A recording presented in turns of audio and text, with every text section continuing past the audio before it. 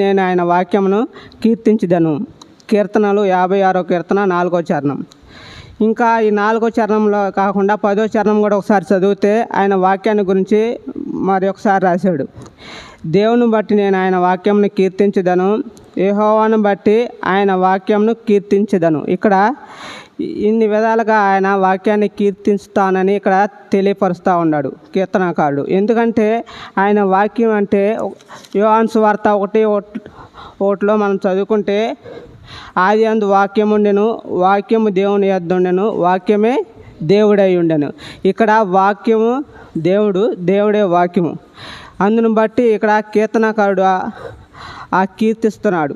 ఆయన వాక్యమైన దేవుడుగా ఉన్నాడు కాబట్టి మనం కూడా స్తుతించి ఆరాధించాలి. ఎందుకంటే ఆ వాక్యం అన్నీ ఎలా నడిపిస్తుందో అని ఆలోచన చేస్తే కీర్తనలు 119వ కీర్తన